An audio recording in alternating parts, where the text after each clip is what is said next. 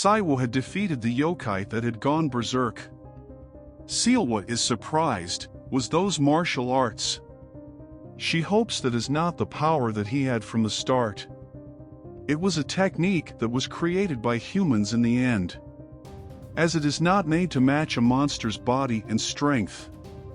It had not even been long since he had gained a monster's body either. But in an actual fight he was able to certainly get a sense of things and use it.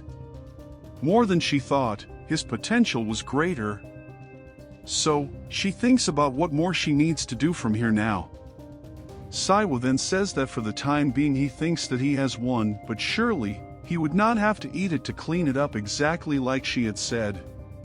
Si-woo says that of course that was not it, first they should talk after he had definitely won. Si-woo is confused by this statement. Just then the Tokai wakes up and bites Si-woo from the back. The yokai then drags Si-woo and takes a huge bite of his shoulder. Si-woo is shocked to see that his shoulder had been eaten. He looks at his shoulder, just then the yokai comes at him again and hits him badly. How come Si-woo thinks? She was sure that there'd be more than enough time left after his respawn. The biggest reason why humans are scared of getting injured is not because of pain. Loss. Fear that a part of one's body may either be permanently deformed or completely lost altogether. It is one of the primal fears of that living organism called humans are born with and is enough to cause a 17-year-old boy to have to panic. Si-woo comes to his senses. The yokai attacks again, but he could not manage to dodge it this time. But he noticed something. His shoulder wounds had already healed, and the scratch wound was also fading out. The next attack he manages to dodge it. Humans and monsters, there are so many differences between the two species that it is meaningless to count, but if we were to pick the biggest difference from amongst them, it'd be the boy's durability and recuperative ability. And it will also be the gap between mindset and behavior that stems from it. So long as you are not dead or fatally wounded, injuries are meaningless. The moment you accept it as common sense, the restriction on the body from your unconscious self to protect itself is lifted. And the limitations of which physical abilities can be exercised are increased greatly. Si-woo attacks the monster with his full force. The monster is sent flying back. After the attack his arm felt like it was going to break, but he thinks that it definitely did pay off. The blows had gotten several times stronger, much more than compared to before. As the rebound he would get from just swinging his fist, it felt like he was getting hit by a car. But he was not the only one with the ability to regenerate. If he thought about what happened earlier, it would not be weird to that the yokai could regenerate again. Just the Si-woo comes and says that that punch marked the end, as the blows Si-woo had landed earlier were stuck in well, the location as well as the force. Although it would not be able to die, it won't be able to recover immediately and get back up. Si-woo asks what Si-woo thought, the feeling of not losing all sense of rationality and using magic with a sound mind for the first time in his life. Si-woo was shocked. Had he used magic? He says that he particularly did not do anything. Si-woo explains that using magic is not a grandiose thing. Even if it is not a high-level magic, magic can be used in various ways. Si-woo further states that his rapid regeneration was due to the fact that he had used magic, although he had not controlled that yet. Even the last fist that he swung was the result of the magic used in addition to his physical ability. Besides the fact that he was simply struck powerfully, Si-woo asks if there was any other thing he felt. Si-woo was not completely sure, but it seemed like he felt something similar to static electricity. Si-woo states if that was what he felt, that it was probably magic because he did not have much experience yet and he would not be able to feel the magic clearly. The reason why she made him fight that thing over there was also for the experience, because if he fights so that there is blood and he struggles to win, he will unwittingly display his magic. Still, she was a bit surprised. She thought that he would have to roll around for at least 10 days before he would get a rough sense of things. She compliments Si-woo as being more talented than she had thought. This makes Si-woo happy. She then uses her magic to drag the beast to them and tells Si-woo that he should finish it now. Si-woo was confused.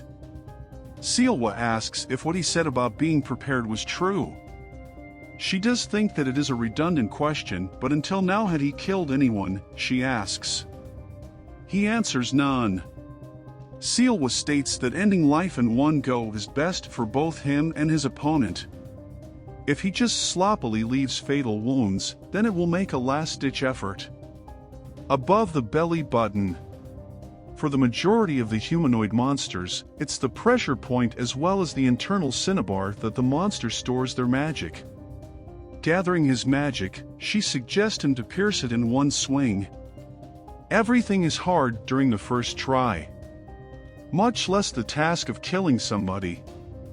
In order to gain the weight, if you are killing anyone and consuming them, whatever the reason or the justification may be, very few will feel any sort of resistance. He remembers his friend and his mother. Then hits the monster with his full force on the stomach. Si-woo asks if he has something in his fist and tells him to open his fist. That was the internal cinnabar that she spoke of earlier. It was an item also known as the magic bead. If he were to swallow that, the magic of the owner would become his. He then tosses it in his mouth and swallows it. He had swallowed like she said, but he felt nothing was happening to him immediately after. A bird comes on his shoulder and tells him that it was weird cause originally there should be something like bam, bam, boom. As soon as he swallowed it though, he saw the crow and was startled, shouting what the heck that was. The crow then transforms into a girl. Si-woo recognized her and asked what she was doing there out of the blue. Si-woo says that she was sure that she did not have business with her. Her name was Solmi. She pouts and tells her that it was disappointing as friends needed no reason to meet. Solmi states that she came because she had some nosiness to attend to. She looks at Si-woo and asks if he was the half-goblin from the rumors. She introduces herself as a friend who played with her since they were young and tells him that it was nice to meet him. Si-woo bows down and tells her that it was a pleasure meeting her too. Si-woo then asks what business brought her to them. Solmi states that she had been going around working part-time with the Grandpa Boogeyman. Si-woo asks what part-time was. Solmi explains that part-time meant to take in workings. It was a human term. Si-woo notices something about the way she was speaking and something else that he could not pinpoint. Solmi then continues that since she was the one who caught 2 demons, she had come instead of the grandpa to handle the settlement and give the reward for catching them. Si-woo tells her to give the reward to Si-woo as he was the one who knocked them out alone and was more than qualified. Solmi says that she knows too as she was basically watching them from the start. She found him incredibly impressive to the point that she could not believe that he was human up until recently. At this rate, something really fun was going to happen at the festival. Solmi even says that Si-woo might become the leading competitor. Si-woo is furious and tells that he would be taken down the minute he sets foot in the ring. Solmi says she wonders as she thinks that he had enough potential.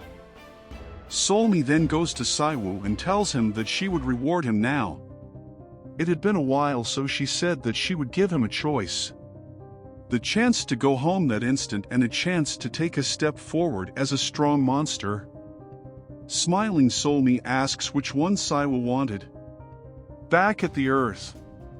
Si-woo's friend is calling him and asking him where he was. He did not even show up at the school and his phone was shut off too. He had just picked up that unknown number just in case that it might have been Si-woo. He was concerned and asks if there was something wrong. Si-woo wanted to say no, but he could not. Si-woo then tells his friend Yushin that he has a crazy favor that he wanted to ask. Si-woo tells him that it is okay if he does not want to do it and not to think of it too much. He then tells Yushin that he was the only one he had to do that task. Yushin tells him to stop butting him and tell him what to ask, what he shall do. He hears and hearing the task shouts, "What?" He says that Si-woo was spooling a bunch of bullshit and asks where Si-woo was right now. Si-woo answers that he has unavoidable circumstances and tells that his mom was going to go crazy if she finds out that he had disappeared for a month without absolutely saying anything.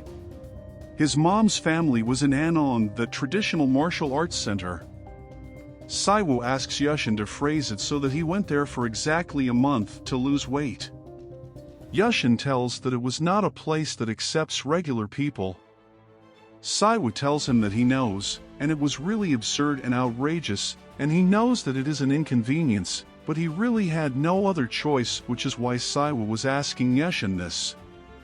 Yushin agrees and instead asks him the thing about can't talk about the reason. He then asks if by any chance Si-woo was acting like that because he would not believe him, because if he tells him he says that he might be of some help. Just then Sol-mi shushes him. She tells Si-woo that it is alright to lie, but speaking of their existence was a breach of rules and even she will be punished with him if they spoke of the Yokai realm. Yushin tells Si-woo to contact him if something happens. He hung up the phone thinking that something was not right. Si-woo was relieved looking at the phone. Then we went to the flashback where Si-woo was offered two choices. Si-woo was in shock about returning to the Earth. Did they not have to pass the exam to do so, he asked. Sol-mi tells him that was true, but she was not the one who made those things up. Si-woo just listens while Sol-mi says that she could send him back to the human world this very moment if he really did want to go back. So, she asks which one he wanted to pick. Si-woo tells her that it is alright for him to leave the Yokai realm after a month passing the test that he is supposed to take. This surprises Sol-mi, and she asks why. Si-woo says that if he does not learn things properly right now, then something a lot worse than not being able to go home would happen. With the fight that just happened, he was convinced once more that he must have the power to respond to such situations. So, he had decided that he would hone his abilities as a monster even more. Sol-mi was impressed by that, and the things he said felt very cool to her, just like a protagonist. Si-woo asks Sol-mi was having fun teasing a kid with a choice that did not even exist. She tells her to give him what she needed to already. Si-woo was certain that going back was not even a choice for him. Si-woo was confused by this. Si-woo explained that it was Sol-mi's bad habit, often leading others on for no reason and sounding them out. Sol-mi says that it was a test to know the other's personality as well as the mindset that the other person had. That was how humans get to know each other, by asking others these sorts of questions. Si-woo thinks that Sol-mi's vibe and way of speaking was different from other monsters. He thinks that it was as if he was seeing someone his own age. Sol-mi then asks Si-woo if she had finished the book that she had given her last time. Si-woo answers that it was such a nonsense, childish and simple that she was not able to make it past a couple of pages. Sol-mi with a cute face tells Si-woo that she had personally made that for her to see, and if she wanted to turn into the human, she needed to memorize the MBTIS at least. In any case, she tells her that she is taking Si-woo somewhere for a bit because she liked his answers and wanted to take him out from the start. Si-woo says that she could do as she pleased. Sol-mi then turns into a crow again. This time she turned into a huge demonic crow. She says that she did not make up things that did not exist. She was a monster that had the right to go back and forth to the human world. Under the condition that she was responsible for everything that happens once every 6 months for a single day, she was able to take an unqualified monster into the human world. She warns him that he can feel a bit nauseous, so she tells him to handle it. Si-woo just watched them fly away. Si-woo was on the talons of the crow. Back to the present. Si-woo thanks Sol-mi for letting him borrow her phone, and thanks to her he was able to alleviate his worries to an extent. Sol-mi tells him that she was glad it was helpful, but asks if he was alright calling just one friend. There was still some time left, and she tells him that he'd better call his family once too. Si-woo tells her that his family only consists of his mother, and it just so happens that she left the town on a business trip. Truthfully, he thinks that it was a relief, because if she was home then she would have made quite a fuss. Si-woo asks if Sol-mi wanted to eat something. It was a bit minor, but he wanted to repay her.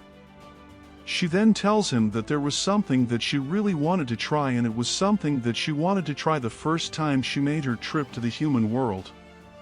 It was a bit hard for her to eat, so she had not had a single opportunity to eat it. Si-woo asks what it was. She told him what she wanted, and Si-woo started making it. With a table full of beautifully garnished dishes, Si-woo tells her that he tried to set up the table with everything that he had at home. But he questioned if she would be satisfied by just that. Sol-mi tells him that she was pretty satisfied with it. She had always wanted to try homemade food for a long time. Since the only human food that he had tried were bought food and school food. School food, he questions her. Sol-mi says that she attended the school at Hojun High. Really, that was just next to Si-woo's school. She tells him that she had been attending this school since the beginning of the year, but did not have a friend that she was close enough with to visit their home. Si-woo thinks that from her personality she seems like the type to have many friends. They had finished eating. Sol-mi praised the food, and it gave her a different vibe from the food that she had at the restaurant. She then gives him the reward that she had mentioned earlier. She summoned a scroll. It was called Monster Storage. It was not exactly the same exact thing, but she explains it as a bag and smartphone that the human use. Like what she did, one could call it freely, and it can display what one wants if he moved the finger like she did, as if scrolling on a cell phone. Si-woo just kept on watching as from the scroll, Sol-mi took out a box explaining that one could carry items without having to think about the weight of the size of them. But there were other uses besides that. She hands him the box, telling him that if he used his, then he would be able to familiarize himself with it pretty easily. She opens the box and tells him that the one in the middle was the monster storage that he would be using. The pile on the left was called the goblin face coins, a currency that had quite a high value in the monster world, and the 40 niang that he had received was quite sizable, so she tells him to use it carefully. And lastly, the item on the right is a goblin treasure that had been passed down. These were one of the items that can display various abilities by imbuing monster force in it. She explained it like old human folk tales that occasionally pop up. Typically, it was only standard to be given goblin face coins as a reward for catching a shudderwalk, but seeing how he told her to pack that too, it looked like the grandpa had some high hopes for Si-woo. Si-woo asked if those high hopes meant in regard to the great festival, to pick the king of monster. She says of course, although they were not to the extent of humans, they too also do feel the sense of belonging towards their region. If a monster from their peninsula becomes the monster king, that would be something to boast about. Moreover, she heard that it was regrettable during the most recent festival too. A monster from their peninsula almost became the king. She heard that it was an incredibly close match with the current monster king. Si-woo says that it was quite regrettable then. She agrees, and what was more interesting was that he was also a Dakibi from the goblin species like he was. Thank you for joining us in this recap journey. If you liked the video, don't forget to hit the like button. Comment if you have suggestions, want more of the series. Don't forget to share it with your friends. Do subscribe if you want more similar content. This is Universe Nexus, your passport to the immersive realms of anime and manga.